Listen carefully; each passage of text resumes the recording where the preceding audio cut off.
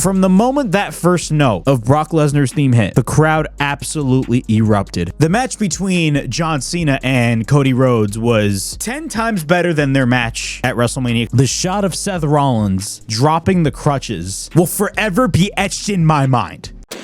Get stealing, woo, wheeling, dealing, limousine riding, jet flying, son of a gun. Yeah! Kurt Angle, yeah! Why, Triple H, you son of a pie? Tell me why. And Tony Khan, this is also on you. I am going to ruin wrestling. Just get over it.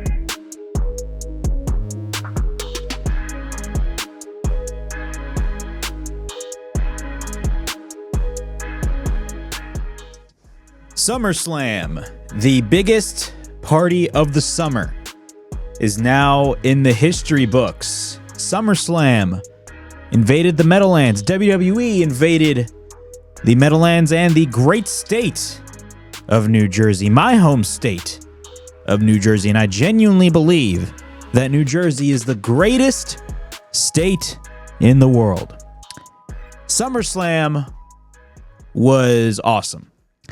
And I'm saying this as somebody who actually attended SummerSlam.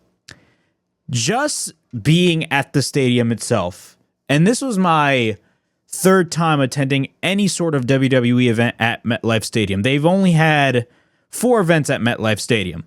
They've had WrestleMania 29, WrestleMania 35, and they've had both nights of SummerSlam at MetLife Stadium. I've been to 3 of those events. WrestleMania 35, which was a super long show, but it was fun considering it was my first WrestleMania that I've attended live. But SummerSlam 100% takes the cake as my favorite WWE PLE that I've attended at MetLife Stadium. I'm going to be right out of the gate. I've enjoyed my time at SummerSlam. I had a friggin' blast. The crowd in Jersey, I've always said this, crowds in New Jersey are always loud. And the crowd at MetLife Stadium, oh my God, don't even get me started. The crowd was absolutely fantastic. But more importantly, when it comes to SummerSlam, I thought the moments were fantastic. Primarily 2 moments that happened on both nights at SummerSlam. They happened to be at the end of each night. The first, of course, being Seth Rollins. Seth Rollins made his return after CM Punk won the World Heavyweight Championship. He comes out in crutches, only to reveal that this man is not injured. And what did this man do? What does this man do? Seth Rollins, being the hater that he is, ends up cashing in his Money in the Bank successfully and repeats 10 years later the heist of the century and wins once again the World Heavyweight Championship, pinning CM Punk. But we'll go more in depth as we talk about SummerSlam. The other moment that happened, which was last night, was the return of Brock Lesnar. And the return of Brock Lesnar sparked a lot of controversy, good and bad. Now, I'm going to say this right here and right now, right off the bat. If you were not at if you were not in the building at MetLife Stadium, you don't know how loud we were. From the moment that first note of Brock Lesnar's theme hit, from the moment that first note hit, the crowd absolutely erupted. The crowd absolutely erupted because we know who exactly was coming out. Number one, the match between John Cena and Cody Rhodes was amazing. 10 times better, in my opinion. 10 times better than their match at WrestleMania, because looking back, their match at WrestleMania was a freaking disaster. Cody Rhodes and John Cena legitimately redeemed themselves when it came to this main event. And it was easily, by far, one of John Cena's best matches, not only throughout 2025 in his retirement run, but one of his best matches in the last how many few years, maybe even 10 years. In my opinion, one of the best John Cena matches, especially in the last couple of years, were his matches against AJ Styles. This match that he had with Cody Rhodes had everything in it. It had story, it had intrigue, it had emotion, everything that you would want in a Cody Rhodes versus John Cena match. Not to mention, this was a match between two babyfaces. Two babyfaces. Isn't John Cena a heel? Well, not anymore. Because on SmackDown in Newark, John Cena officially turned babyface. And there was a lot of theories, as to whether or not John Cena was lying, because we all know heels lie. Or maybe Cody Rhodes could finally sell his soul and turn heel. None of those things happened. And ironically, on the SummerSlam post show for night one, Triple H flat out said, "Oh, you thought tonight was crazy? Wait until what happens tomorrow night." That is what Triple H said.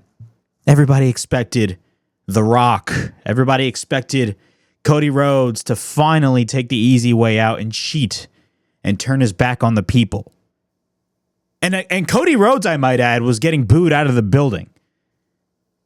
Now, I'm not advocating for Cody Rhodes to turn heel, because I will always stand my ground. I think right now, at this stage of the game, it is a really stupid idea to turn Cody Rhodes heel. It really is. It is a stupid idea to turn Cody Rhodes heel. It's just flat out dumb, in my opinion. But I will say, the crowd in New Jersey at MetLife Stadium were booing Cody Rhodes and cheering heavily for John Cena. Cheering heavily for John Cena. It's crazy. Now, some can make the argument, and I actually 100% agree with this. If you're a babyface and you're wrestling against a babyface John Cena, of course, you, the wrestler that is working with John Cena in this match, is going to get booed out of the building, because everybody in the building is going to favor John Cena. Everybody in the building is going to favor John Cena. But Cody Rhodes got booed out of the building. This is not the groundwork for a heel turn. It's just a simple ideology that people were favoring John Cena over Cody Rhodes. It's just it. But this was John Cena's best match throughout his entire retirement tour. This was his best match. And yes, I'd put this match with Cody over the match with CM Punk. I'm being serious. I'd put this match over the match that he had at Night of Champions in Saudi Arabia with CM Punk. Not just because I was there live, but because of the fact that this match had everything. I mean, just the idea of John Cena picking up Cody Rhodes. Keep in mind, these men were fighting all over the stadium, because this was a street fight. Both men go under the stage. And when Cody Rhodes earlier, before the match even started, made his entrance, of course, he had the famous Cody Vader. The Cody Vader. It's a little elevator in the stage where he pops up while he makes his entrance. John Cena picks up Cody Rhodes, and the Cody Vader comes up, and it shows John Cena picking up Cody Rhodes. I don't know about y'all, but that was one of the best things I've ever seen come out of WWE's production. I'm being serious. One of the craziest visuals that I've ever seen watching any wrestling show.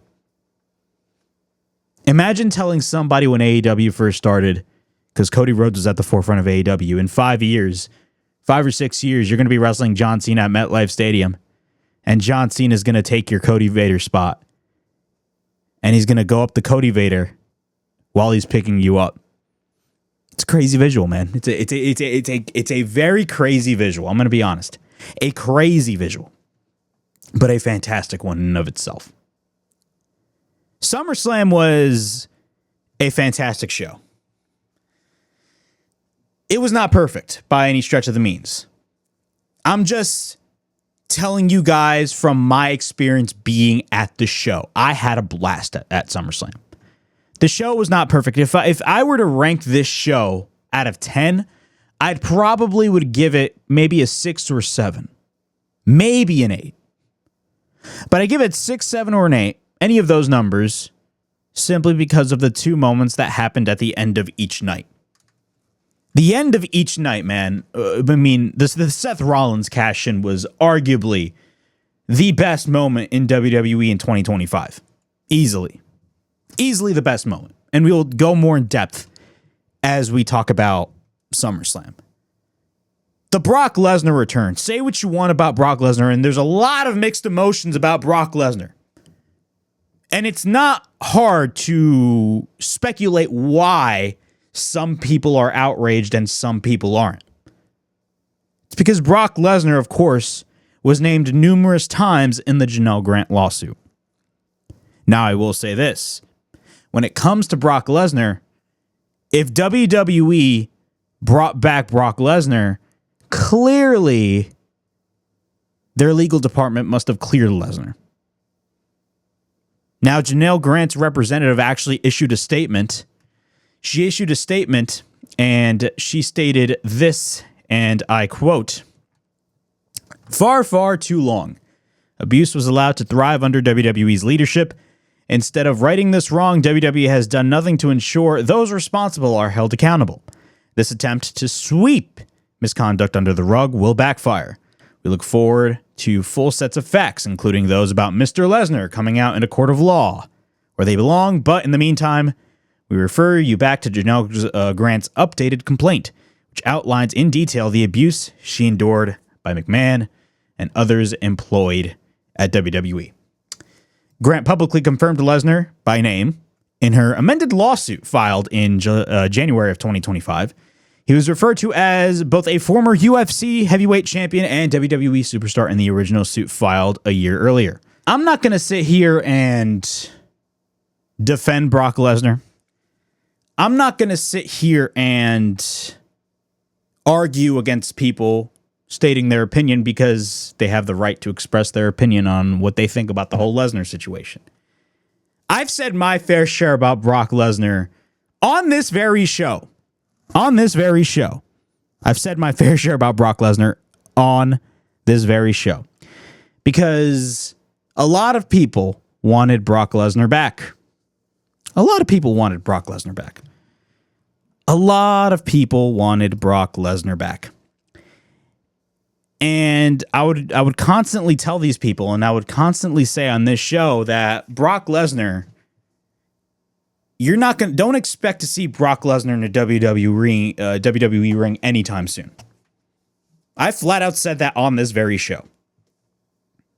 But I'll be glad to admit, I'm glad to admit, honestly, that I was wrong. I was wrong. Brock Lesnar's return, I'm going to be honest, Brock Lesnar's return came out of left field. It really did. It came out of left field. Nobody expected Brock Lesnar to show up. Everybody expected either The Rock to show up or some sort of double turn take place. Not even a double turn, because John Cena realistically turned back into a babyface 2 nights prior. But people expected Cody Rhodes to turn heel, which honestly would have been a dumb move in and of itself. But Brock Lesnar coming back, and I'm just talking about this from the lens of me being at the stadium. All 60,000 plus that were at MetLife Stadium, me being at SummerSlam, and a lot of those people, all 60,000 plus, from the moment they heard that first note of Brock Lesnar's theme, the crowd absolutely erupted. One of the biggest pops that I've ever seen. It was crazy. And he ends up F5ing John Cena.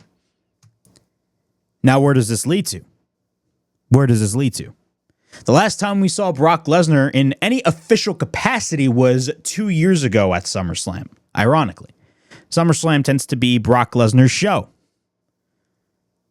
But the last time we saw Brock Lesnar was in that third match that he had against Cody Rhodes, which was by far their best match out of their entire trilogy. their first two matches, the first match at Backlash and the second match at, what was it? Night of Champions. That was, honestly, both of those matches were nothing compared to their match at SummerSlam, in my opinion. Their SummerSlam match in Detroit was fantastic. But that was the last time we saw Brock Lesnar in any official capacity. That was the last time we saw Brock Lesnar in any official capacity. Then there was talks about Brock Lesnar being involved in the Royal Rumble, and around the Royal Rumble, there was talks about Brock Lesnar potentially facing Gunther. Now, I'm going to be right here. I'm going to say this right here and right now. I still, say what you want about Brock Lesnar. If there's any match that I want to see regarding Brock Lesnar, I want to see a Brock Lesnar and Gunther match. That is a match that I'd actually pay money to watch. I'm being serious. But we're not there yet. But when it comes to Brock Lesnar's return, look, say what you want about WWE and the whole lawsuit and saying that this may be bad PR. At the same time, the same people that are saying these types of things, and they have the right to say them, and it's things it's things that we need to talk about. At the same time, you cannot deny that people were going crazy for this man.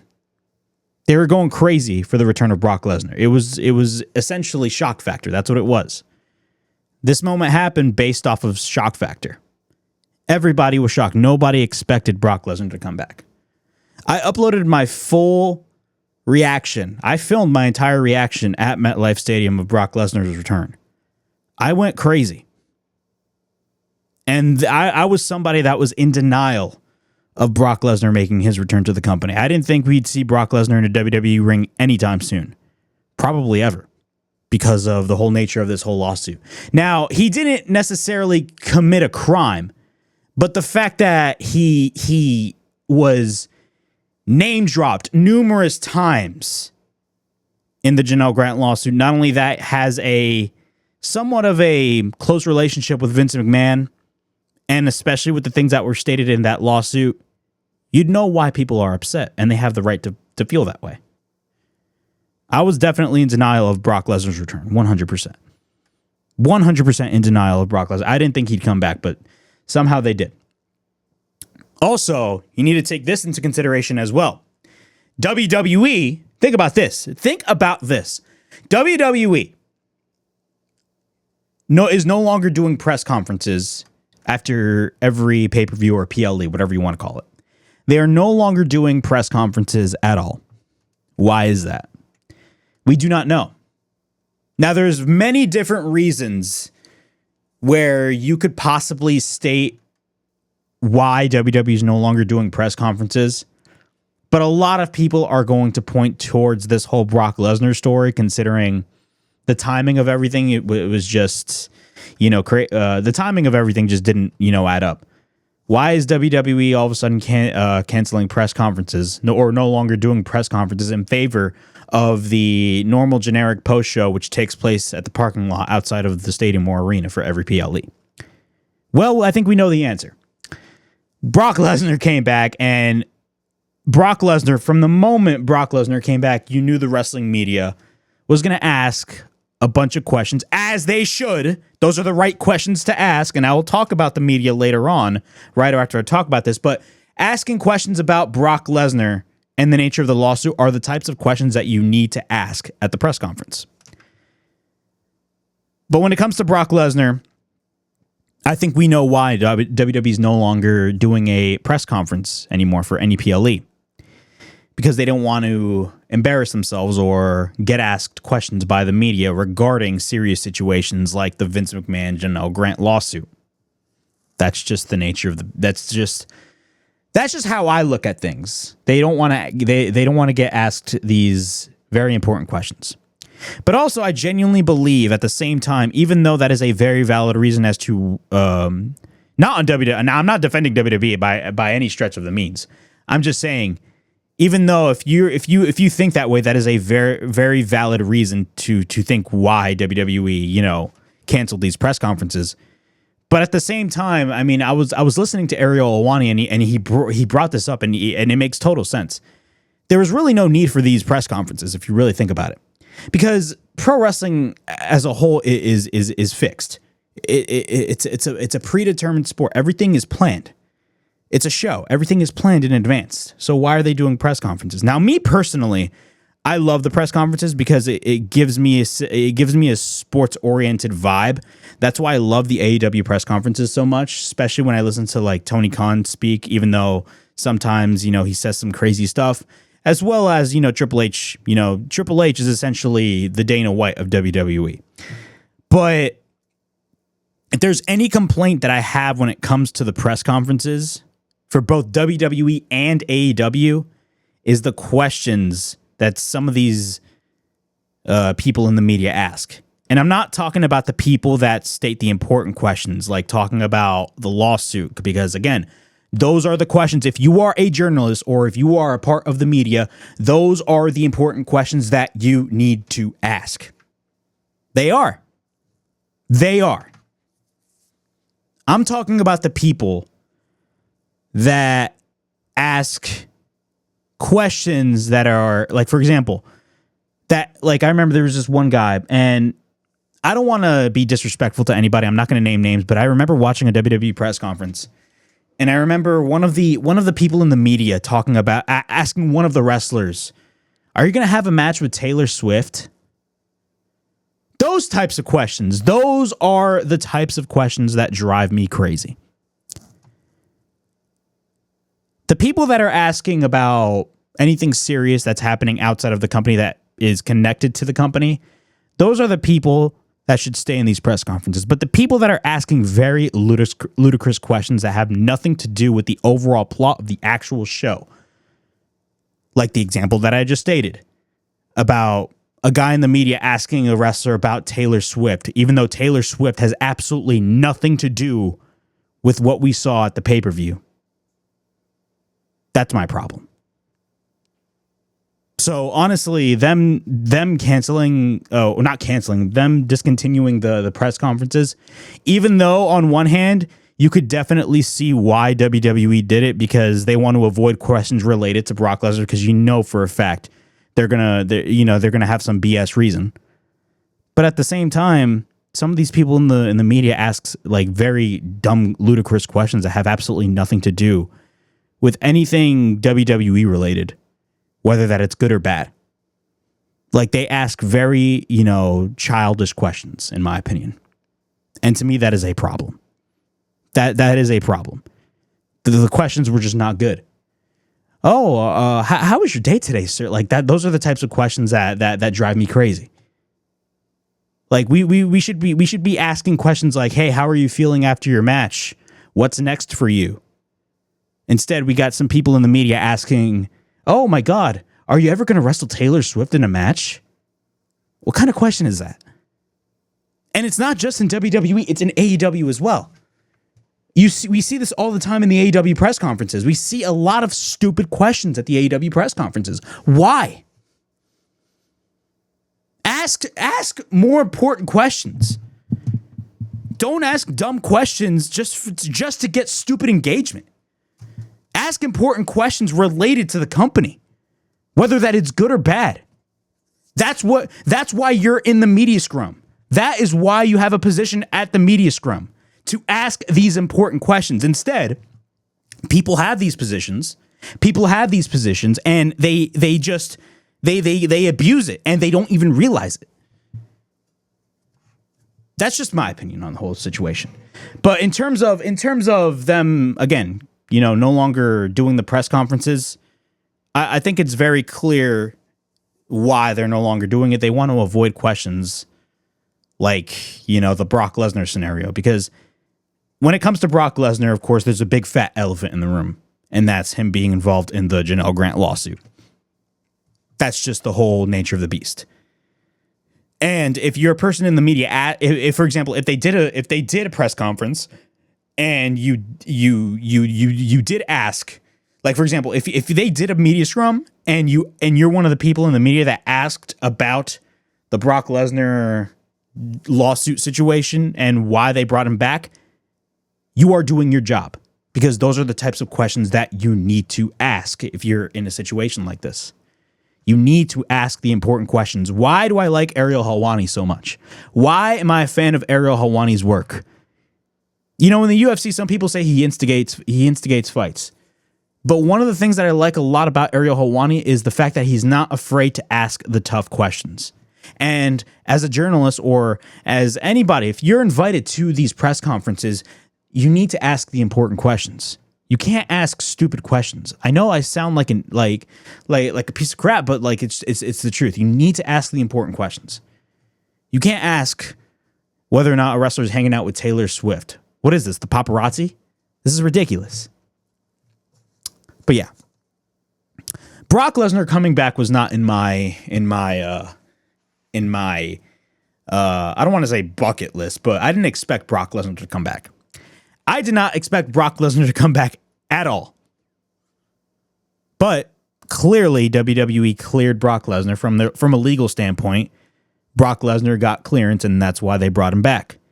Also, Triple H flat out said at the press conference that John Cena wanted to work with Brock Lesnar. So there you go. And you know what? All power to John Cena. If that was his decision, if that was his idea, then let him run with it.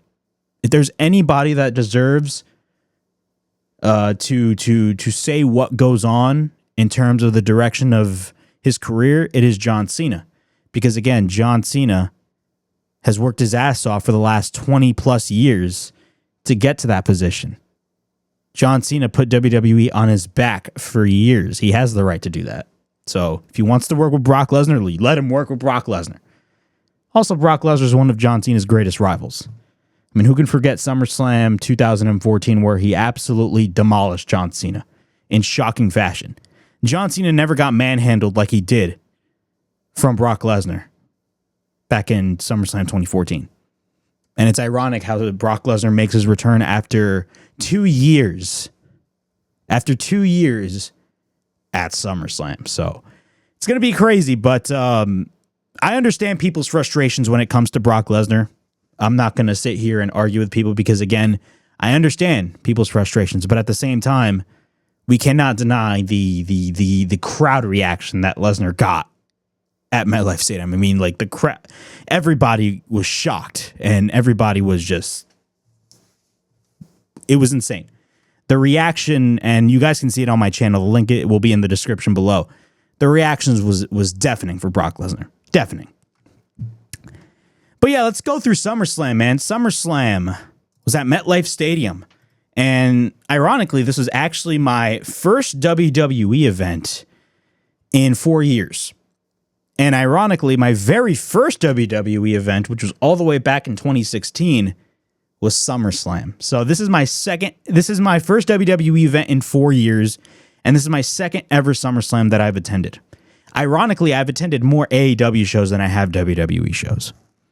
It's crazy. But this is my second ever SummerSlam. Technically, last night was my third, but I'm going to count both nights of SummerSlam as one because they were in the same year, but this was technically my second. This is technically my third SummerSlam, but at the same time, realistically, it was my second ever SummerSlam.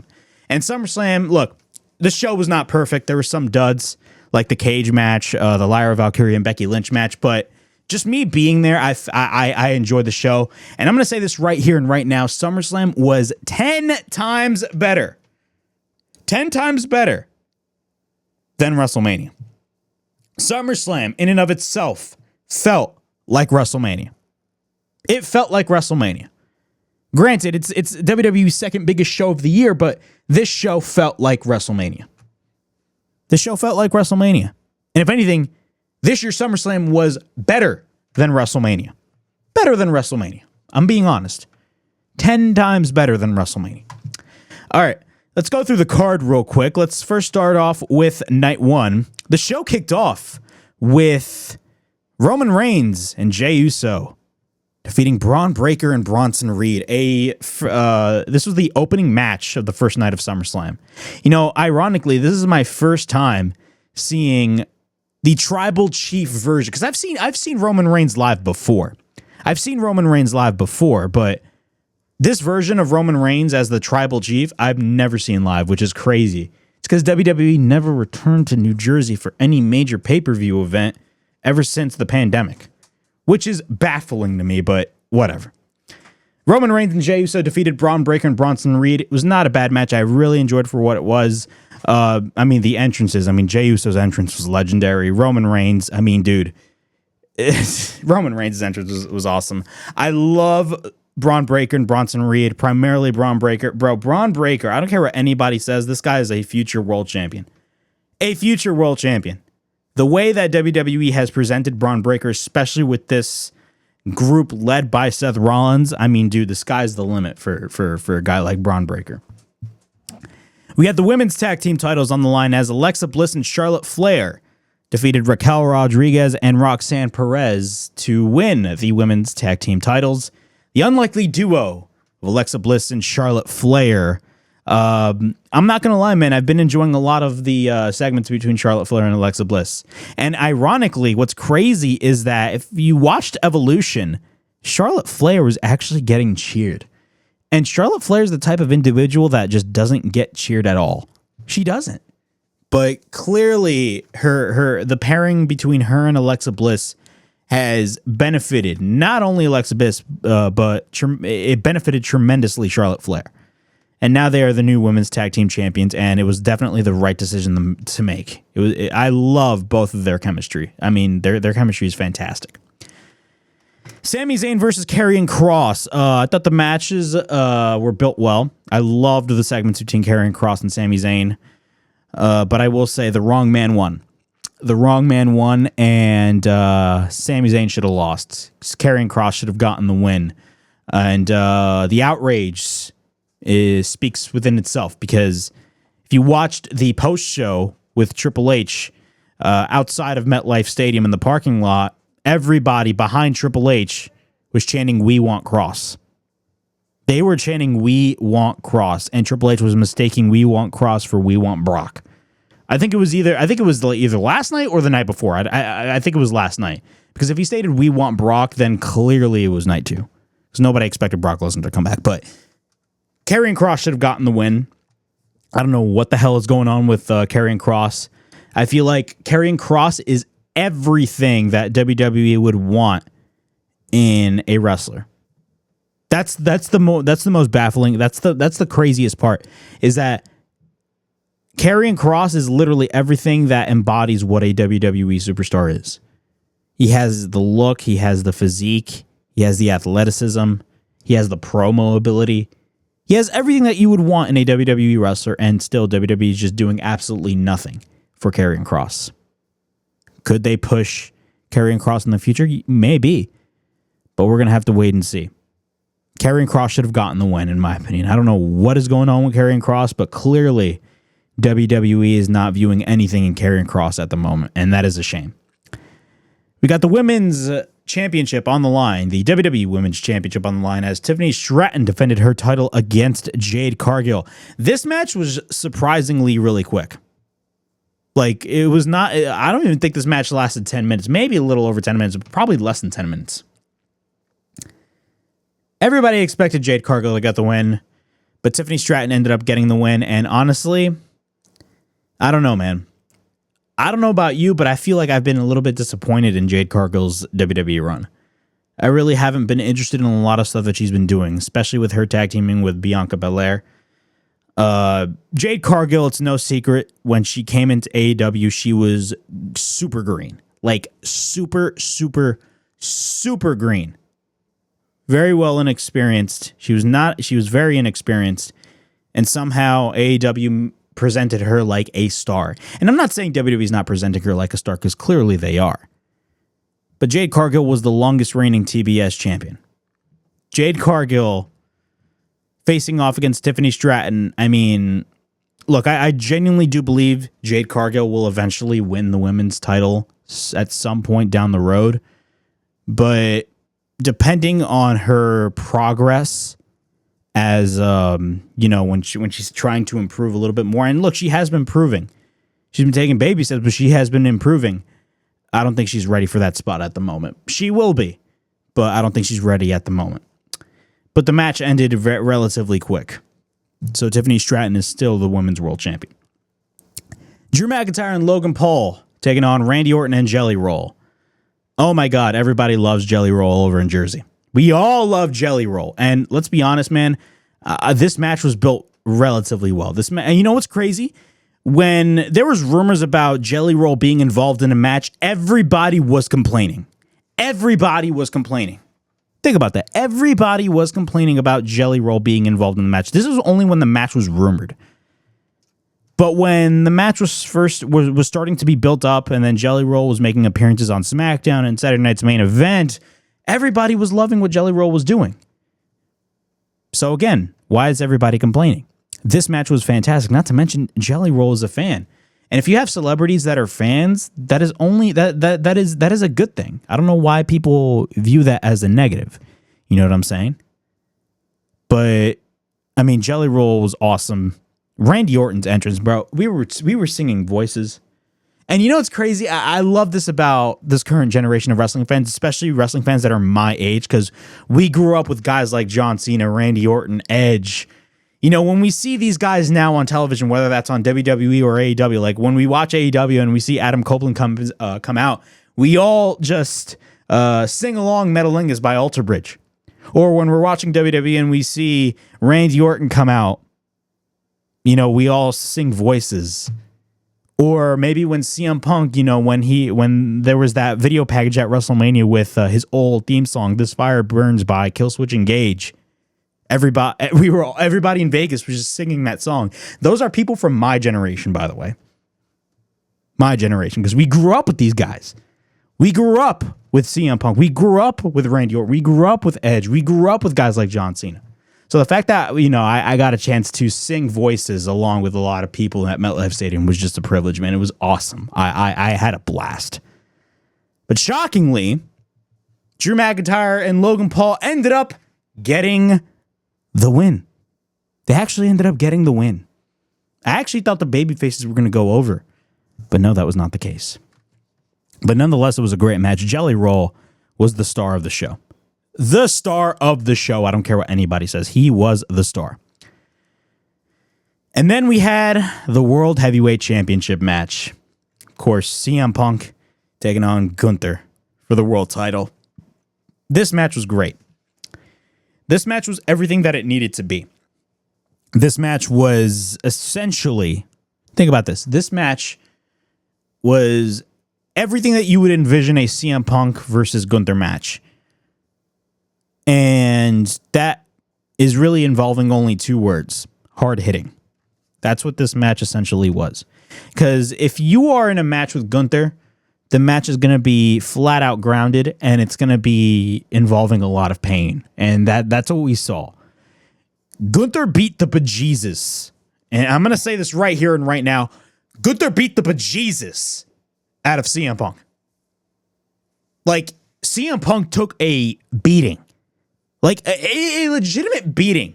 And a lot of those had to do with those chops by Gunther. And we all know Gunther hit some super stiff shots. Super stiff chops. See how I rhymed over there? But still, it was a really good match, especially those last couple of minutes of the match. It was fantastic. But it ended up with CM Punk regaining momentum and finally beating Gunther, or not finally, defeating Gunther and winning his World Heavyweight Championship. All was all happy. The crowd was all happy. We were all happy. We're going to go home with a happy ending, right? We were going to go home with a happy ending. Nope. Nope. That is not what happened. Why? Because we heard "Burn It Down" on the speakers. And that was Seth Rollins. Seth Rollins comes out. Yes, Seth Rollins comes out. And of course, he quote unquote suffered an injury, quote unquote, at Saturday Night's Main Event. And what happened? What happened? He comes out in crutches with Paul Heyman, and he's walking in crutches, like just selling his injury, right? And for a second there, and I knew this wasn't the case, but like if you watch it back on television, if you watch like the replay on Peacock, If you watch it on Peacock and you watch it back, Seth Rollins is, if you really think about it, Seth Rollins is like, he's acting like he's teasing a future match between the two. But then he walks back, right? Thinking that he was going to leave. And then Seth Rollins, and the shot, bro, I don't know why, this was amazing. The shot of Seth Rollins dropping the crutches will forever be etched in my mind. Like, it will forever be etched in my mind. The reaction, like, I also uploaded my reaction to the Seth Rollins return on my YouTube channel if you guys want to watch it. Both of the Brock Lesnar video and the Seth Rollins video will be in the link in the description. But, I mean, us reacting to Seth Rollins' initial return was one thing. But the reveal that Seth Rollins was not injured the entire time, I mean, that was next level. I mean, the crowd erupted. The crowd absolutely erupted when that happened. And it was arguably one of the craziest moments I've ever witnessed attending any wrestling show. He comes out, runs down the long ramp to the ring, very similar to what he did 10 years ago at WrestleMania 31 when he cashed in on both Roman Reigns and Brock Lesnar in the middle of the match. It was not after the match. It was in the middle of their match. A match that is arguably considered one of the best WrestleMania main events of all time. And that is saying something because the build for WrestleMania 31 was atrocious. But it was the heist of the century 10 years later. There was only one person. Think about this. There was only one person that could have topped the heist of the century at WrestleMania 31. And it was not any other wrestler. It was only one person. And that man was Seth Rollins. He was the only guy that could top his heist of the century. That's it. Nobody else could have topped the heist of the century. I'm sorry. But he cashes in on CM Punk. Boom, boom. He brawls with CM Punk. And what happens? He hits the stomp. Cover. 1, 2, 3. Seth Rollins is your new world heavyweight champion. One of the most shocking moments in not only SummerSlam history, but if you really think about it, throughout WWE in 2025. This was probably, I mean, the Cena heel turn was huge. And looking back, though, the Cena heel run was bad.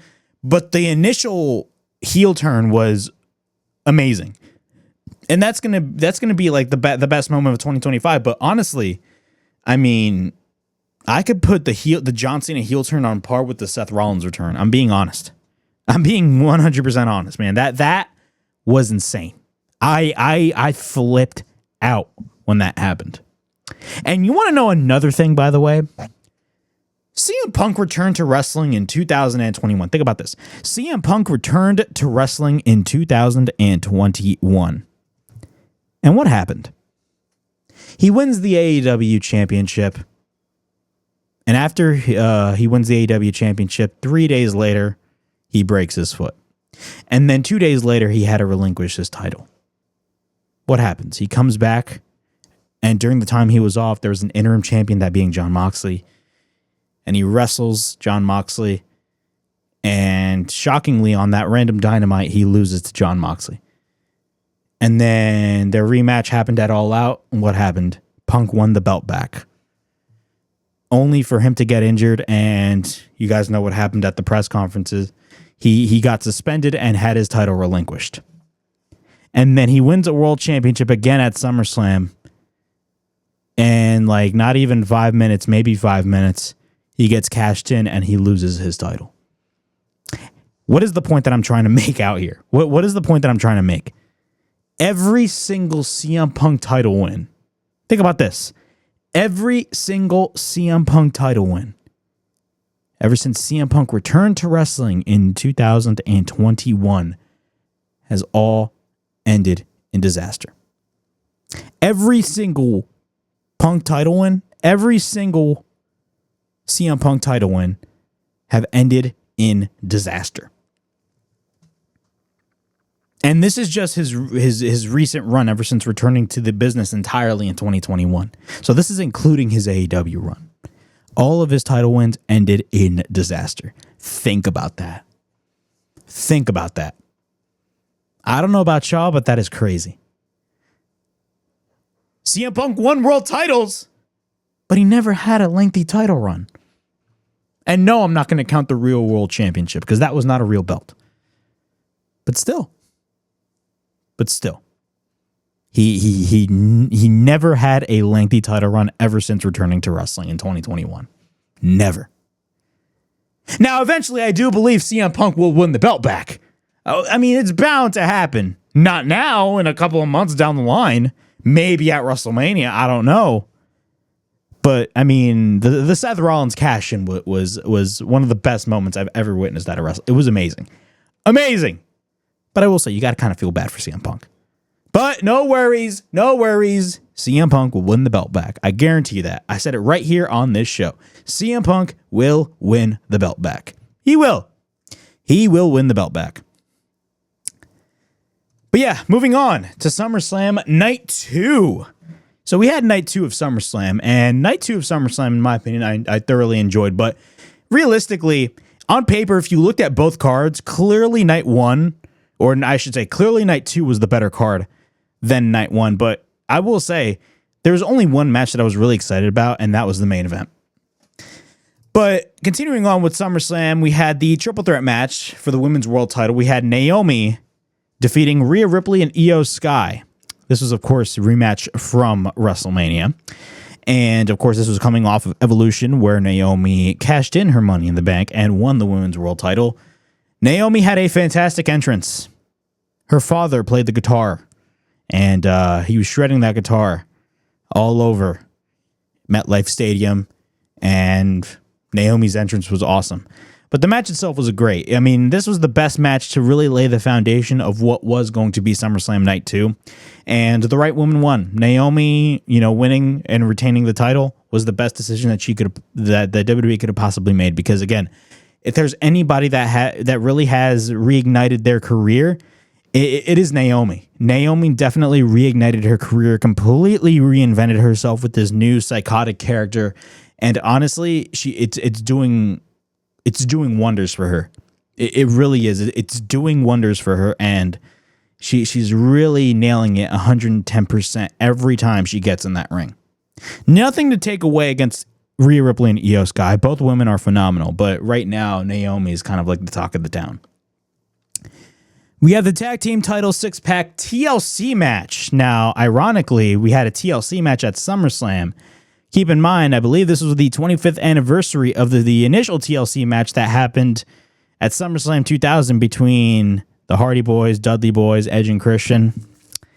And the Dudleys and the Hardys, or Team 3D and the Hardys, were actually in attendance at SummerSlam. And ironically, Michael Cole had a small plug for TNA Bound for Glory. Yeah, he had a small plug for Bound for Glory, and he also mentioned that the Hardys and the Dudleys are going to fight.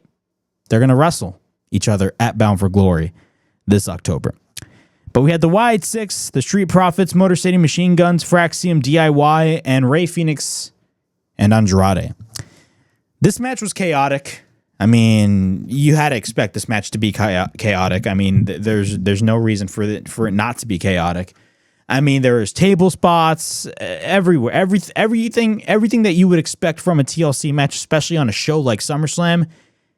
Everything that you would expected that would happen, everything happened. You know what I'm saying? Everything that you expected to happen, it happened. I mean, Candice LeRae took a nasty fall through a ladder. I mean, there was like four ladders stacked on top of one another, or I should say two groups of ladders, just stacked on top of one another, and there was just bumps left and right. It was a chaotic match, and at the end of the day, the Wyatt Six ended up getting the win. But everybody did their part, and they were fantastic. The women's Intercontinental title no DQ match, Becky Lynch and Lyra Valkyria. I wasn't really too keen on this match. Honestly, the match was not really the best. I felt kind of bored throughout the match, and a lot of people flat out stated that it was kind of overbooked, and I can see why.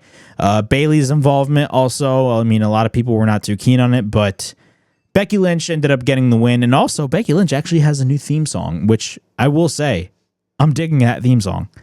I am digging that theme song. Solo Sikoa defeated Jacob Fatu in the cage match for the U.S. title. This match, I'm going to be honest, I was just not interested in at all.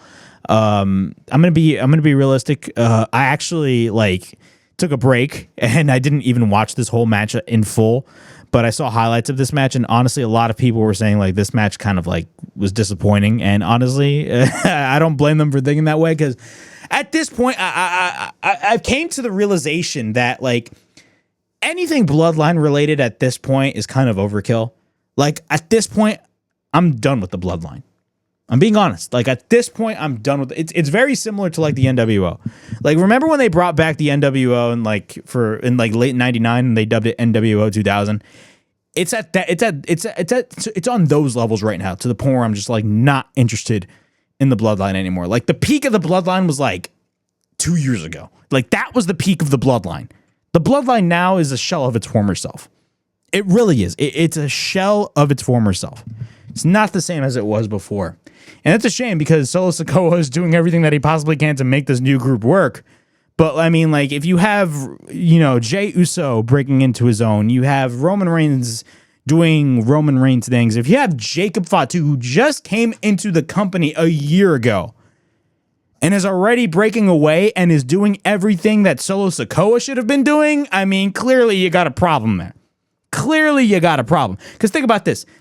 Jacob Fatu is everything that WWE wanted Solo Sikoa to be. Think about that. He is everything that they wanted Solo Sikoa to be. And that's no shade on Solo Sikoa. I like Solo Sikoa, but if you compare him to Jacob Fatu, I mean, Jacob Fatu is just on another level. He is on another level, and it's not even close. It is not even close. But Jacob Fatu lost. Solo Sikoa ended up getting them. There was a lot of interference from the New Bloodline, Hikuleo, JC Mateo, or Jeff Cobb, whatever you want to call him, Jimmy Uso. Honestly, it is what it is. Solo Sikoa retained. I would have had Jacob Fatu win the title, but it is what it is. The Intercontinental title, Dominic Mysterio defeated AJ Styles with some tactics, paying tribute to Eddie Guerrero. Of course, he used the boot to his advantage. And AJ Styles, while I believe he had the calf crusher applied, by accident, Dominic intentionally took off his boot. He unzipped his boot, and AJ Styles actually got the boot out of Dominic. And what happened? Dominic Mysterio ended up getting the win and retaining his Intercontinental Championship. Not a bad match. I really enjoyed the match for what it was. I loved the tribute to Eddie Guerrero. There were some spots where I believe there was one spot which I really loved in the match, where Dominic had the chair, and you know how normally when you would watch an Eddie Guerrero match and Eddie would throw the chair to somebody and he would lay down, Dominic tried to do that same tactic to AJ Styles, but AJ Styles actually won up to Dominic. So what happened was Dominic had the chair while the referee was turned. He throws it to AJ. Dominic lays down, but AJ was actually being smart, and instead of holding the ladder and getting caught by the referee, AJ actually puts the chair in his head and lays down, which was such a good visual, a great tribute, and very creative, I will say. It was fantastic. I love that tribute to Eddie Guerrero, and also the finish, very reminiscent of WrestleMania 20, because if you guys don't know, Eddie Guerrero faced Kurt Angle back in 2004 at MSG at WrestleMania 20, and the finish to that match was very similar with the whole boot. So that was a great tribute right there to Eddie Guerrero. But in the long run, right now, Dominic Mysterio is still your Intercontinental Champion. Moving on, we got the undisputed WWE title on the line as Cody Rhodes faced off against John Cena. This was the rematch from the disaster. Now, looking back, I didn't really crap on the match initially, but now looking back, especially with all the information that we know now, honestly, bro, that match is a disaster. Not only that, I mean, the first match at WrestleMania made both John Cena and Cody Rhodes just look, not even both John Cena and Cody Rhodes, just Cody Rhodes. It literally made Cody Rhodes look like a chump, and I've stated this repeatedly time and time again. That match literally made Cody Rhodes look like a chump because, again, how do you have John Cena turn his back on you, and then you have the chance to hit him with the belt, and then right as you have the chance to hit him with the belt, you're like, no, I can't do it, and then you get caught by John Cena. To me, That is just a pure example of dumb babyface syndrome. I'm being serious. That is an example of dumb babyface syndrome. But Cody Rhodes ended up defeating John Cena. This match was a street fight, and everybody expected something big to happen regarding either Cody Rhodes or John Cena. Now, granted, we had the return of Brock Lesnar, which we already talked about, but a lot of people before this match, in the build-up to this match, everybody was expecting, especially after SmackDown, whether or not John Cena was lying and he was still a heel, or Cody Rhodes was going to turn heel. I will say this. The promo segment that John Cena cut on SmackDown was fantastic. Fantastic. And if you really think about it, every one of the things that John Cena said in that promo on SmackDown flat out told you, the viewer, that the John Cena heel experiment failed. It failed. Not only that, he buried the creative direction, that being, of course, The Rock. Like he flat out buried The Rock. Let's be honest. Not like in real life, but like in the promo, he buried The Rock, and rightfully so, because The Rock not being involved single-handedly killed John Cena's heel run. I don't care what anybody says. The Rock not being involved single-handedly killed his heel run. But when it comes to John Cena turning babyface, I mean, it was a fantastic promo that honestly was like heartfelt. And John Cena officially became a babyface, and he was still a babyface. I mean, we got to see the babyface John Cena entrance, and me seeing that live from a close-up was amazing. A freaking dream come true, man. Like, I've seen John Cena live before, but like this felt different because, of course, this is his last SummerSlam. But I mean, dude, this match was fantastic. The crowd, again, as I stated earlier, the crowd was booing Cody Rhodes, and they were favoring John Cena. Now, a lot of people on social media that are delusional would use this as an example, as a reason why they should turn Cody Rhodes heel. Now, WWE, and I've said this before and I'll say it again, WWE turning Cody Rhodes heel now is single-handedly the stupidest idea that WWE could have possibly had, or the stupidest decision that WWE could have possibly done at this stage of the game, especially at SummerSlam. Why would you have Cody Rhodes turn heel when he's in the middle of his babyface run? Oh, because the fans at MetLife Stadium were booing. No. Newsflash, if you are a babyface that is wrestling John Cena, the crowd is going to favor John Cena over you. I'm sorry. That's just the norm. That's the norm. That's how it is. That's how this business is. They're going to favor John Cena over Cody Rhodes. But the fans were booing Cody Rhodes. But, I mean, this match was everything about this match was fantastic. I loved the back and forth. I loved the fight in the crowd and in the stage. Again, and I talked about this earlier, the shot of John Cena picking up Cody Rhodes and revealing him picking up Cody Rhodes in the AA position while he's going up the Cody Vader was an insane visual, to say the least. It was a fantastic visual, and I loved every second of it. I loved every second of it, man. It was fantastic stuff. Fantastic stuff. I really loved it.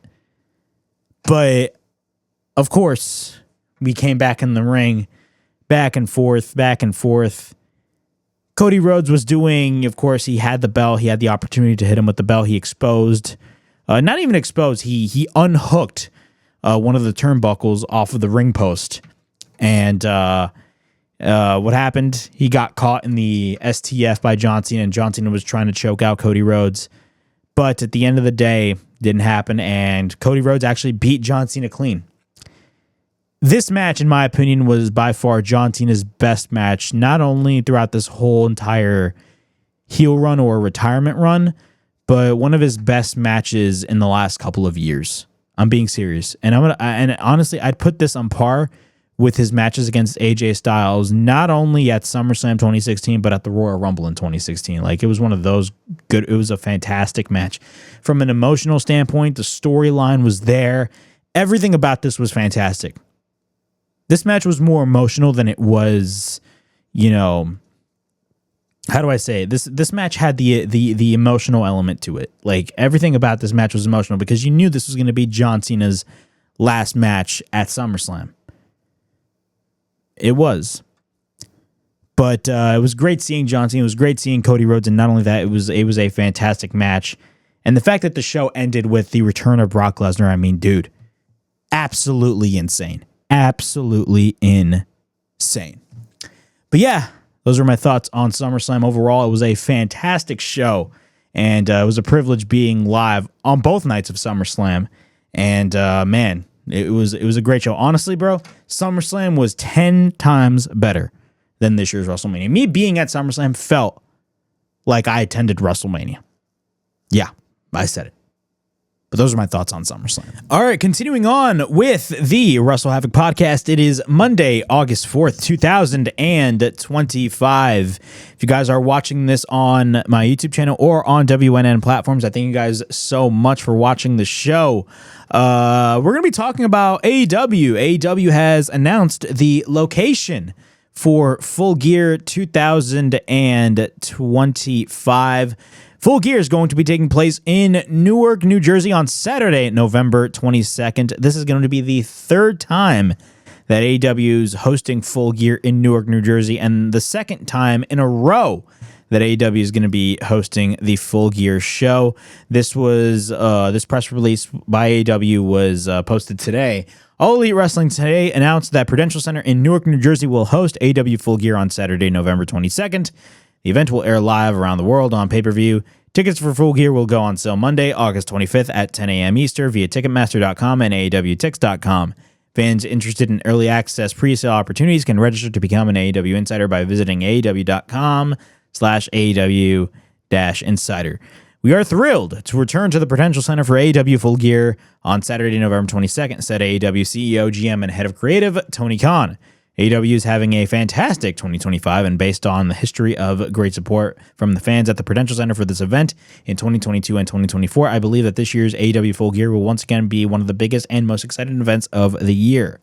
And that was a quote by Tony Khan. So Full Gear will be taking place at my home state of New Jersey once again. Man, it's crazy, man. I get to attend a WWE PLE and an AEW pay-per-view in the same year. That's freaking awesome. But I attended Full Gear last year, and honestly, I wasn't really too keen on the show. I actually got cheaper tickets last year than I did the first time they went at Prudential Center for Full Gear, and that was the event where MJF won the title. I remember 2022 Full Gear. I mean, that was an awesome event. I mean, MJF winning the world title was an amazing moment.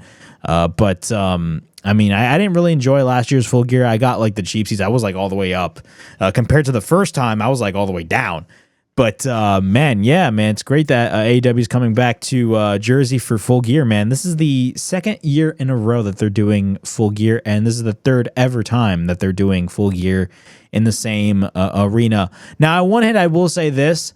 I don't like the idea that AEW goes to like the same cities for each of these events, but they're switching things around. But like, I mean, Full Gear, this is like they went to Newark last year and they're going to Newark once again this year. But honestly, I can't complain because I'm definitely going to be attending this show. Also, Wrestle Dream was announced for St. Louis on Saturday, October 18th, and World's End will be taking place in Chicago at the Now Arena on Saturday, December 27th. So if you guys are excited for those shows, you guys can go get your tickets once tickets come out. I know I'm going to be headed to Full Gear, and if you guys want to go to those events, you guys are able to go to those events. Speaking of AEW, we got to talk about Cody Rhodes because there was a clip that went viral this past Wednesday about Cody Rhodes talking about his exit from AEW. And he talks about how there was a lot of bad blood and he felt disrespected, especially near the end of AEW. And it sparked a lot of conversation on social media. If you guys don't know, Cody Rhodes was on the Bill Simmons podcast, and he stated this, and I quote, "There's clearly bad blood, but there's also clearly respect and love. And in the end, the way I kind of see it is, if I felt disrespected ever at WWE, that's one thing. That's a company that was built. That's the Yankees. That's the flagship of it all. If I ever felt there, I was a number on a sheet, maybe. But feeling disrespected at something I built with my friends, that we built, feeling disrespected there, I wouldn't stand for it. I think Brandy and I both, I'm so blessed to have her. It was one of those instances where I was, F it, I did way more here than you think, and you're going to find out the moment I'm out the door. I don't believe in a cold-hearted, backstabby type of way of revenge. The greatest revenge on earth is success. And I felt like we were sitting on something wonderful, something great, a huge potentially with what I was doing with the American Nightmare as a bad guy, as a good guy, something in between. We're sitting on something magic. And if I'm not going to do it in the house that I literally built with Matt, Nick, and Kenny, and then, buddy, I'm going elsewhere. So that was what Cody stated on the Bill Simmons podcast. I believe the podcast isn't out yet. It's going to release later. I believe it's already out. I'm not sure. But that clip was going around numerous times all over social media, and there was a lot of discourse about it. What are my thoughts on this whole Cody Rhodes talking about AEW instance? It's no secret. I mean, Cody Rhodes leaving AEW was really the first. I'm not going to say nail in the coffin because I'm not one of those people, but it was really the first instance of, hey, we've seen a lot of these guys from WWE coming to AEW. Cody Rhodes was literally the first instance of an AEW guy coming back to WWE. Now, granted, Cody Rhodes got his start in the WWE, but I mean, when he left, he completely reinvented his career in the Indies, and then, of course, joining the Young Bucks, Kenny Omega. People need to understand before AEW, when Cody was wrestling in New Japan in Ring of Honor, people need to understand that not only the Bullet Club, but the Elite, which was, if you really think about it, a subgroup of the Bullet Club, they were the hottest thing in the industry. People don't talk about that, but they were literally the hottest thing in the industry. We'd see, times where we'd watch a Raw, we'd watch a SmackDown, and this was during the time of Black and Gold NXT, and that was super hot as well. But you'd watch those NXT TakeOver shows or a Raw or a SmackDown, any WWE production, and the crowd would just be packed with either Bullet Club shirts or Elite shirts. Why is that? Because the Young Bucks, Kenny Omega, Cody Rhodes, heck, I'll add in Hangman Page in the mix, even though, I'll add in Hangman Page. They were huge. Being the Elite was like, if you really think about it, being the Elite was like a necessity for a lot of wrestling fans during that time. Like, everybody was like, okay, I got to watch Raw, and then I got to watch SmackDown, and then I got to watch NXT. Oh, yeah, also, by the way, I also got to watch Being the Elite. Because Being the Elite would kind of like, in a way, even though it was kind of a comedy show, it kind of built up to a lot of the types of matches that either Kenny, Cody, or the Bucks would have. And, of course, they had the Elite Civil War with, of course, Kenny and Cody, all that stuff. It was fantastic stuff. They were literally the hottest thing in the industry, and that sparked the first All-In event, which essentially was the precursor to AEW. If you really watch the first All-In event, that was, if you really think about it, the prototype of AEW. And that led to the creation of AEW. That first year in AEW, Cody Rhodes was the top babyface. That first year in AEW, Cody Rhodes was the top babyface. He was super over. I mean, like, super over. Like, it's unquestionable. Like, and the matches the feud with MJF was fantastic. I mean, dude, he was the first ever TNT champion. I mean, going into the pandemic, people still loved Cody Rhodes. Not only that, I mean, his match against Brody Lee. I mean, like, dude, he got squashed by Brody Lee. God rest his soul. But then they had the rematch. They had the dog collar match. Like, Cody's a brilliant storyteller. He did some great things in AEW. Great things, especially in that first year and a half. He did a lot of great things. But I will say this. If there's any mistake that AEW or Cody Rhodes has made in that first year of AEW, was having the decision or adding that stipulation in that match at the very first Full Gear with Jericho and Cody, that if Cody lost, he would never challenge for the AEW World Championship again. I don't know who made that call. I mean, at the end of the day, everybody like has some sort of say, but Tony has the final say. But that was a bad decision in my end because, again, Cody was literally like the top guy. He was beloved by the audience in AEW. Beloved. And the fact that he put that stipulation on there in that match was, to me, a joke and a travesty. Like, why would you, like, you can literally work your way around out of that stipulation from a creative standpoint, especially later on down the road. But we'll talk about what happened later on down the road in the future. But, I mean, 2019 and 2020 were like the peak years of Cody Rhodes. 2021, was viewed by a lot of people, and it's still viewed by a lot of people, including myself, as the peak of AEW. But in terms of 2021 and just Cody Rhodes alone, not even AEW, just Cody Rhodes alone, from a creative standpoint, it was kind of a terrible year for Cody Rhodes in 2021. That was his last full year in AEW, 2021. Honestly, I'm going to be honest. If there was anything that was uninteresting in AEW in 2021, it was Cody Rhodes. The only thing that was interesting regarding Cody Rhodes in 2021 was his feud against Malachi Black. His feud against Malachi Black was fantastic. I mean, I could remember his debut like it was yesterday. I remember exactly where I was, and you had Arn Anderson getting interviewed by Tony Schiavone, and I believe it was the very first event that AEW returned back on the road after the pandemic, because they did have the full capacity in Jacksonville for Double or Nothing, but that was still like during the pandemic near the end. But when that first Road Rager event, when they finally started bringing back crowds and they started touring again, I can remember that segment like it was yesterday, where Arn Anderson was being interviewed by Tony Schiavone, and the lights go out. All of a sudden, Malachi Black or Aleister Black or Tommy End, whatever you want to call him, shows up and he hits the Black Mass on Arn Anderson. It was such a crazy moment. And then the next week they had the brawl. He had the brawl with Cody Rhodes, and they had a series of matches. It was great stuff. But then besides from that, there was really nothing else for Cody. Nothing else for Cody. And not only that, he kind of felt, if you really think about it, at that point, Cody Rhodes was kind of like blackballed from the Elite. And I don't want to say blackballed from the Elite, but like he wasn't really doing anything with Matt, Nick. And keep in mind, 2021 was the year of Kenny Omega, because Kenny Omega was the AEW World Champion.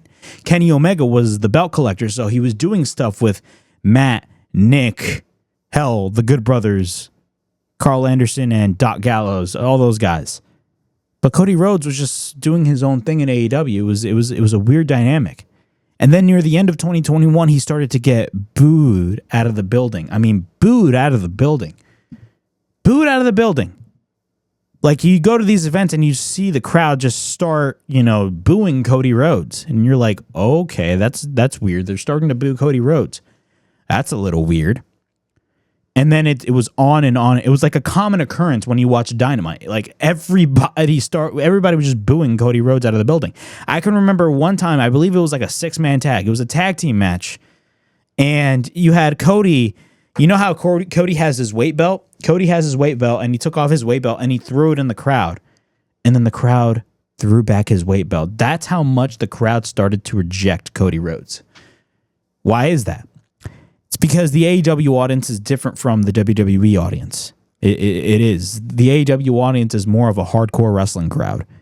Yeah, you have hardcore fans watching WWE, but the majority of WWE's audience is a casual wrestling crowd. And if you're trying to be the good guy babyface in a hardcore wrestling crowd, then honestly, it's going to backfire the longer you play that good guy babyface role, because eventually the crowd is going to reject you. And that is what unfortunately happened with Cody Rhodes in AEW. But at the same time, Cody Rhodes just, I don't know, it was so weird. It was a disaster at that point. And everybody expected Cody Rhodes to turn heel, but he didn't do that. Now, going back to the stipulation of him not challenging for the AEW World Championship, there are theories out there. And honestly, I kind of believe these theories, but take this with a grain of salt. These are just theories.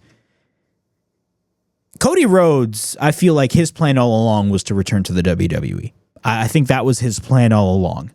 I don't think it was a situation where he was like, oh, I hate working here, I'm just going to go to WWE. No, I think his plan was to return to the WWE all along. And a lot of people have the theory, and honestly, it's very true, that he put that stipulation that he can't challenge for the AEW World Championship again, because when he came back to the WWE, what was his first promo? His first promo was talking about the title that his dad never won, which was the WWE title. And he talks about how this was the title that he's always wanted to go after. Now, imagine this. Imagine if he had won the AEW World Championship, maybe in the peak of his popularity in AEW, maybe in like 2019. Or maybe 2020 during the pandemic, probably 2019 make the most sense. Not 2020 because he was doing different things for the TNT title at that time. But imagine if he had won the AEW World title in 2019 and he had a lengthy run with it, only to have these same events occur, and then he ends up returning to the WWE the same way it happened in real life. And he cuts that same promo. Talking about how the WWE title is the title that I've always wanted to win.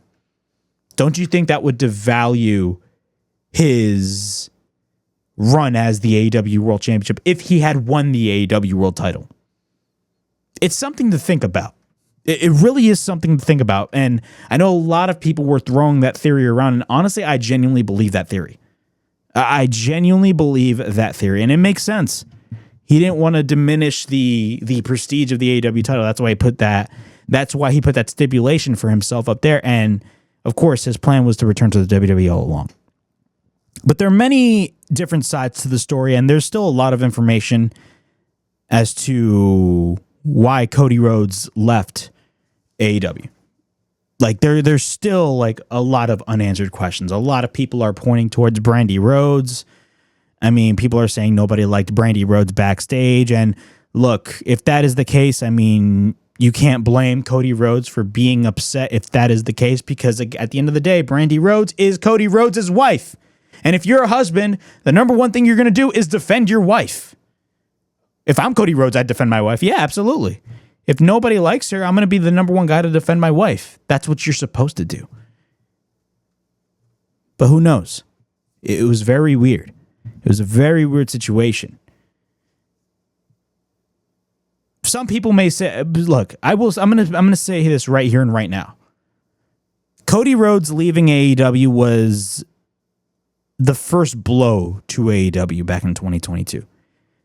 2021, AEW was literally like unstoppable. Like there was nothing stopping them. They brought in Danielson, they brought in Punk, they brought in Adam Cole all at the same time, and nobody can take that away from AEW. Nobody. But the cracks started to show in 2022, and it all started when Cody Rhodes left the company. And think about this. Cody Rhodes leaves AEW. Think about this. Cody Rhodes leaves AEW. And then he has success in WWE, but then, he gets injured, but he comes back. But think about this. Cody Rhodes goes to WWE after leaving AEW. Meanwhile, you're watching AEW and you just see all of these issues happen in real time in AEW. It's crazy how Cody Rhodes leaves AEW and all this stuff all of a sudden happens months later. What am I talking about? CM Punk, Hangman Page, Brawl Out, you guys get my drift. Fights backstage, Eddie Kingston getting suspended, Eddie Kingston apparently getting in some sort of fight. Andrade and Sammy Guevara. I mean, bro, it was nonstop. Like, I remember immediately after Brawl Out, we had heard stories day after day, week after week about some sort of fight that happened behind the scenes, backstage at AEW, in real life, which was crazy. And all of that happened when Cody Rhodes left the company. Once Cody Rhodes left the company, oh my God, it was just the wild, wild South. And why do I say the Wild South instead of the Wild West? Because AEW is based in Jacksonville, so that's the South. But I mean, like, bro, it was wild and it was crazy. A lot of stuff was happening back and forth, and it didn't stop. And still, the bad PR sometimes still affects AEW to this day. But I will say, even though AEW is still struggling, I feel like AEW has, I don't want to say cleaned up their act, but they're in a much better position now than they were in 2020, I should say 24, because 2023, 2024, the crack started to show in 2022. But really, like, they felt the consequences in 2023, and they felt the consequences especially last year and earlier this year. I mean, everything escalated once Cody Rhodes left. Cody Rhodes was the catalyst of all of the issues happening in AEW after that, because once Cody Rhodes left, all these issues started to arise. That's not me blaming Cody Rhodes. Cody Rhodes did everything that he can to help AEW, but Cody Rhodes wanted to move on, and you can't blame him for that. All I'm just saying is that Cody Rhodes, once he left AEW, all of these problems started to take place out of nowhere. It was crazy how that happens. It's insane. brawl out happens, and you have to point the blame to one person. That person is Tony, unfortunately. But yeah, I mean, Cody Rhodes' run in AEW ended in a disaster, and it sucked because Cody Rhodes, and people say this on online all the time. People say this all the time. Oh, Cody Rhodes created AEW. Like, people are literally, just because he's a WWE guy, they're pointing the finger and saying, oh, Cody Rhodes is the only guy that is responsible for AEW. No, that is a lie. Cody Rhodes was not the only guy responsible for AEW. It was a group effort from everybody. It was Cody. It was the Bucks. It was Kenny. It was Hangman. It was Jericho. It was Tony. It was all of their ideas put together in a bottle. Not to put together in a bottle, but put together in a group, and they started a new wrestling promotion that became a challenger brand to the WWE, and it challenged the monopoly of WWE, and they still challenge the monopoly of WWE. I mean, they just sold 20 plus thousand seats, almost 30,000 seats in Arlington a couple of weeks ago at All In. Cody Rhodes was not the only guy responsible for AEW. It was a group effort from everybody. Oh, you know, I only watched AEW when CM Punk came in. People are saying that CM Punk is responsible for the success of AEW. No, it's not, because before CM Punk came in, AEW was super successful before CM Punk came in. CM Punk was the cherry on top.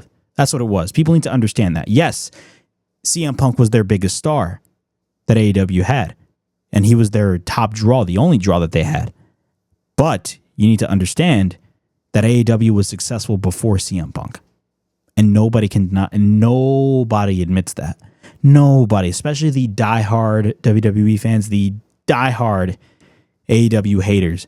They hate denying. They love being in denial. But they hate denying it, but it's the truth. AEW was super successful before CM Punk came in the door. CM Punk, yeah, was their biggest star, but he was the cherry on top. That's what it was. He was the cherry on top because AEW was super successful before CM Punk came in the door. It just solidified AEW's legitimacy once CM Punk came in. But that begs the question. Cody Rhodes is now the WWE champion. Do I see Cody Rhodes returning to AEW anytime soon? And this is something that not a lot of people talk about. Well, will Cody Rhodes return to AEW at some point in his career? I'm not saying now. I'm saying maybe like 6-7 years down the line, if AEW is still a thing, which I genuinely believe will still be a thing. I mean, the company is like set. Say what you want about their creative process, but I mean, the company is going to be around for a long, long, long time. I don't care what anybody says.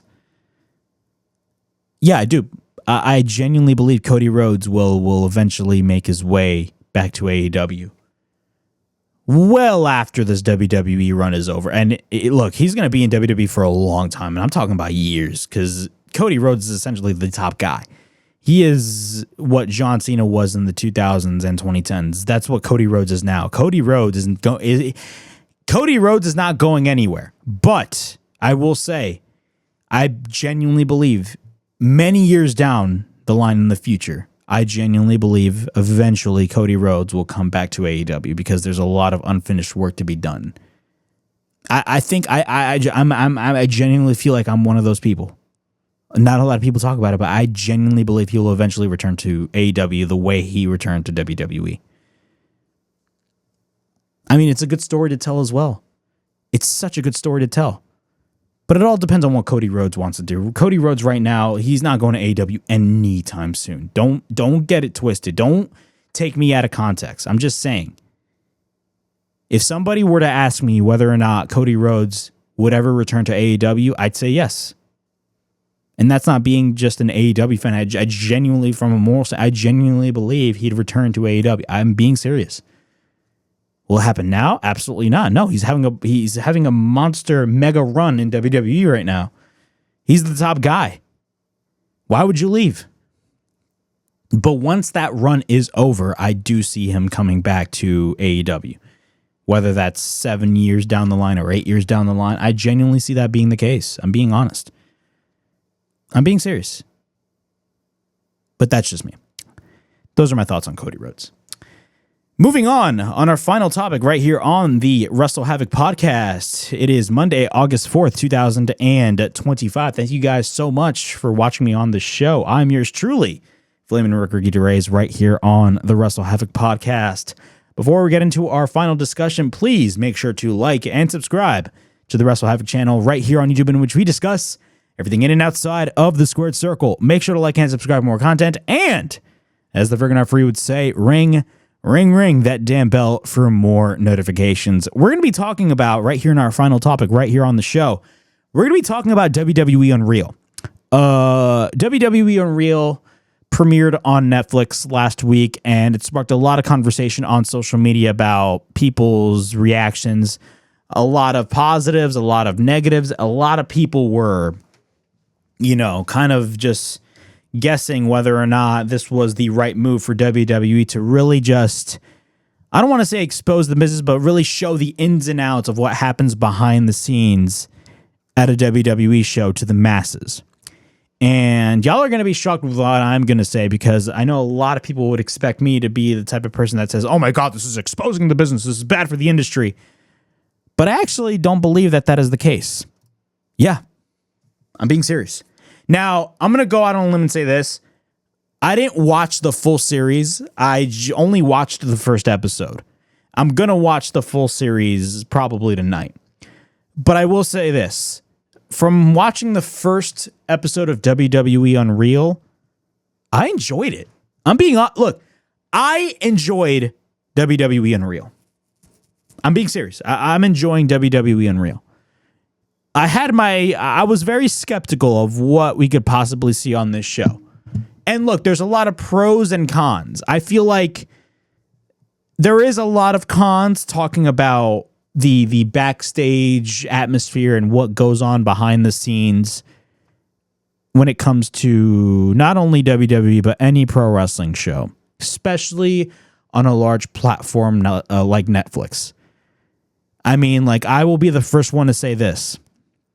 I think The Rock showing up on the Netflix premiere and just thanking Cody Rhodes out of nowhere. Meanwhile, us, the viewer, are not stupid. We all saw what happened a year prior when literally The Rock made Cody Rhodes' life a living hell in the build to WrestleMania 40. All of a sudden, he's friends with Cody Rhodes. That was dumb. I didn't like the idea that The Rock would act as the final boss on television and then go to a press conference and just act like Dwayne Johnson. To me, that's kind of dumb as well. Wrestling, to me, is all about the illusion. It is all about the illusion. I feel like even though in an age where kayfabe is dead, because at the end of the day, that's what we need to. That's what people need to understand. Kayfabe is dead. Kayfabe is dead. It's been dead for a while. But at the same time, depending on what you're doing in wrestling, whether you are a wrestler or a fan watching, you can still have the feeling of kayfabe being alive. Kayfabe is dead because you choose it to be dead. Kayfabe is alive when you choose it to be alive. Or I should say, I didn't really post my words well, but kayfabe is dead when you want it to be dead, and kayfabe is alive when you want it to be alive. That's the point that I'm trying to make. You can still make the illusion that wrestling is a real show by doing a lot of different creative things. Wrestling is all about the illusion. Wrestling is all about the story. Wrestling is all about the escape. I'm not going to sit here and say that. I'm not going to sit here and complain about how WWE is exposing the business. They've already exposed the business. They exposed the business back in the early 90s when Vince McMahon went in a press conference in front of the media, flat out stating that this whole thing is a show. Why are we complaining about WWE, quote unquote, exposing the business? They're exposing the business. This shouldn't be a thing. When we all have platforms flat out talking about the behind the scenes workings of the wrestling industry. We all have platforms talking about the behind the scenes elements of wrestling. What is there to complain about? Not to mention, WWE has done documentaries that show the behind the scenes elements of what goes on behind the scenes. Look at the WWE. Remember the old WWE 24 documentaries? Those were really good documentaries. You remember WWE Untold? I believe they still do it. WWE Untold is where they talk about a particular match or a particular promo or anything else. And they literally talk about how they work through the match and how they discuss the build up to the match. Just look at AEW. AEW, remember their WWE, not WWE. Remember the AEW reality show that came out a couple of years ago? The what was it called? AEW. It was not Unrestricted. That's their podcast. It was the reality show that came out that aired after Dynamite. It was an AEW reality show that literally was showing the behind the scenes atmosphere of what was going on behind the scenes and the process to make AEW work. So again, what's the problem here? This is nothing new. This is nothing new. In my opinion, this is nothing new. The whole idea of kayfabe, I mean, look, you have wrestlers that stay in character, and that's great. You have some characters that don't. When it comes to the whole idea of kayfabe in wrestling and killing kayfabe, people need to understand kayfabe is dead. In its place is I believe Sean Ross Sapp said it best. It's like a new type of kayfabe. It's like the modern version of kayfabe, where like some people, stay in character and some people don't. That's just how it is. Wrestling at the end of the day is a show. It's a show. I'm not going to sit here and complain about WWE Unreal exposing the business when we all have platforms, quote unquote, exposing the business. Wrestling at the end of the day has evolved, and that's what people need to understand.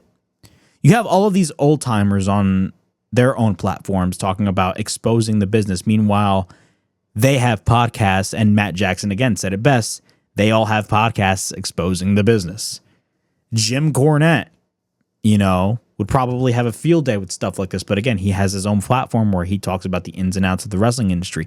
This is no longer the Carney Show. This is no longer the 1970s or 1980s. You know what I'm saying? We're not in a situation where we have John Stossel going on 2020 and getting slapped by that wrestler by the name of David Schultz. I think this is fake. You think it's fake? Then he fucking slaps him. Oops, sorry. I slipped a bad word. I'm sorry, I slipped a bad word. It just came out. I think this is fake. You think this is fake, and then just flat out slaps him. WWE Unreal is not. It's not a bad show. I saw the first episode and I enjoyed it.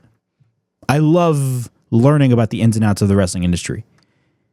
And you want to know what really is the positive when it comes to WWE Unreal? You really want to know what the positive is when it comes to this show? The positive coming out of this show is now, because considering this, since wrestling is so hot, you're still going to have a lot of people that, go to you and be like, oh, you still watch that wrestling crap? It's all fake.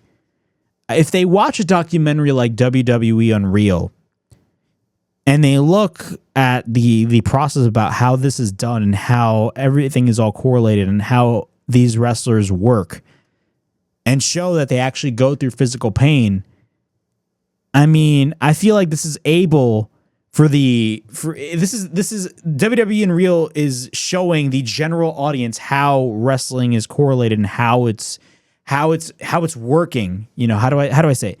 It's showing the general audience the process of how they get things done. And I feel like with them showing the process about what happens behind the scenes, they're able to have a greater appreciation, or people that didn't have an appreciation for the industry now have an appreciation for the industry. So that's what I like about WWE Unreal, in my opinion. That's what I like about the show. Are there aspects on the show where clearly WWE is showing you WWE's perspective of things? Of course there is. They always do that. They always love telling their side of the story and nothing else. But it's WWE. What can you do? You can't change them. But I'm not going to be one of these people that are upset about how it's quote unquote exposing the business. Now, I will say, are there aspects that need to be changed with the current direction of WWE? Yeah, absolutely. I believe that I believe that you shouldn't acknowledge that wrestling is a work on your television show. That I agree with. Like, you shouldn't acknowledge that wrestling is a work because everybody knows wrestling is a work. Again, wrestling is all about the illusion. Wrestling is all about the illusion. You watch wrestling to watch people beat each other up and have conflicts within one another. And if you have a commentator that says, "Oh yeah, this is not this sports entertainment, blah blah blah," they mention that wrestling is a work, and they mention documentaries like WWE Unreal. It's a little weird. It's a little weird. It kind of reminds me of like what WCW did in 2000, because like if you guys remember when they were bringing in Bischoff back and they were having him pair with Russo. In the build-up to that, what was it, April 10th of Nitro, that reboot Nitro, if you guys don't remember, they'd have recap shows. Not even recap shows, but like a whole highlight show of like the history of Nitro and the history of Thunder before that big Nitro event. And during those shows, they'd have wrestlers behind the scenes being asked about the new creative direction for WCW. Meanwhile, you, the audience, is watching that, and you're like, what? What creative? What? What are you talking about? You know what I'm saying? It's very weird. Very weird. And it was WCW flat out admitting like, oh yeah, our show sucked. So like, we're going to do changes. Like, you don't do that. But when it comes to WWE in real, I have no issue with the show. I'm actually enjoying the show for what it is. Yeah. Are there stuff that are on that show that's scripted? Maybe. I don't know. But to me as a fan, I've always wanted to know like the ins and outs of what goes on behind the scenes. Personally, to me, I'm not like offended by it like a lot of other people. The people that say that they're offended by this clearly are just doing it for engagement. They have no idea what they're talking about, because clearly when they're complaining about this exposing the business, they don't realize that they're exposing the business themselves by talking about the exact same topic that the documentary is talking about. It's just a hypocritical thing to say. You know what I'm saying? But WWE Unreal, in my opinion, I'm enjoying WWE Unreal. I only seen the first episode. I got to watch the other episodes later. But so far, I mean, I'm really enjoying it. It's not a bad show, in my opinion. It's not bad. But yeah, that was the WrestleHavoc podcast. It is Monday, August 4th, 2025. Thank you guys so much for joining me on this edition of the show. We talked about SummerSlam, Cody Rhodes, WWE Unreal, the return of Brock Lesnar, Seth Rollins' cash-in of Money in the Bank. We talked about a lot of things right here on the show. And I'll see you guys next week. And of course, I'm going to be uploading a lot of content throughout this whole week. So be on the lookout for all that content. At the end of the day, please like, subscribe, comment down below, push that bell for notifications. That means look out for more videos right here on the WrestleHavoc channel, in which we discuss everything in and outside of the squared circle. Make sure to like and subscribe for more content. And as the freaking referee would say, ring, ring, ring that damn bell for more notifications. And as always, it is yours truly, Flamin' Ricky DeRays, signing out. I'll see you guys all in the next video. Peace.